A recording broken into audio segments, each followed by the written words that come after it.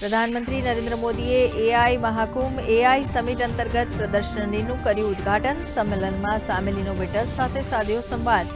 600થી વધુ ભારતીય સ્ટાર્ટઅપ્સ અને 13 દેશોના પેવિલિયન એક્સપોનો ભાગ.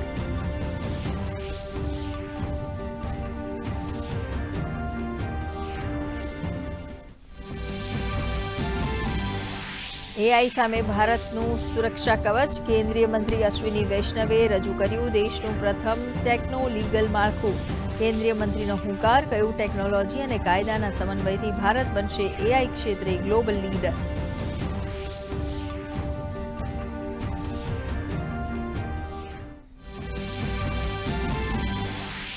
એઆઈ ઇમ્પેક્ટ સમિટ 2026 ભારતને વૈશ્વિક એઆઈ પટલ પર કરશે સ્થાપિત. એઆઈ ઇન્ડસ્ટ્રીના નિષ્ણાંતોએ કહ્યું એઆઈ સમિટ ભારત માટે મોટી તક. રોજગારીની તકોનું સર્જન કરવામાં થશે મદદરૂપ.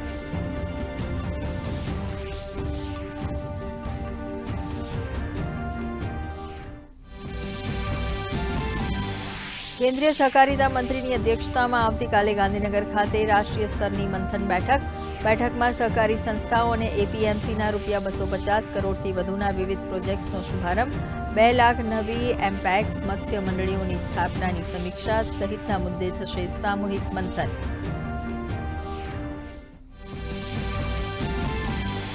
વિધાનસભા સત્રના પ્રથમ દિવસે રાજ્યપાલ આચાર્ય દેવવ્રતનું સંબોધન.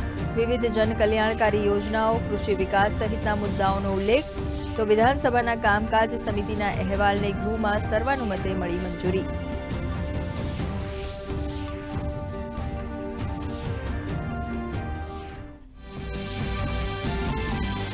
અમદાવાદથી ઉદયપુરની રેલ મુસાફરી બનશે વધુ સુવિધાજનક. ઉદયપુર અસારવા વંદે ભારત ટ્રેનનો 18મી ફેબ્રુઆરીથી પ્રારંભ. સપ્તાહમાં 6 દિવસ દોડશે ટ્રેન. માત્ર 4.5 કલાકમાં પહોંચશે ઉદયપુર. હિંમતનગરને સ્ટોપેજ મળતા સ્થાનિકોમાં ખુશીનો માહોલ.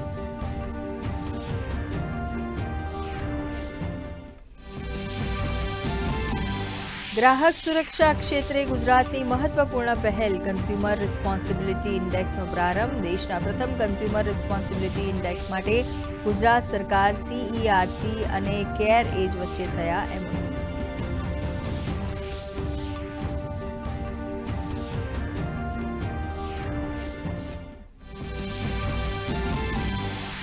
પાકિસ્તાન સામેની શાનદાર જીત બાદ ટીમ ઇન્ડિયાનું અમદાવાદમાં ઉષ્માભેર સ્વાગત. T20 વર્લ્ડ કપમાં આજની મેચમાં સંયુક્ત આરબ અમીરાતમાં અફઘાનિસ્તાનનો 5 વિકેટે તો ઇટલી સામે ઇંગ્લેન્ડનો 24 રને થયો વિજય. તો ત્રીજી મેચમાં શ્રીલંકાએ ટોસ જીતી ઓસ્ટ્રેલિયાને આપી બેટિંગ.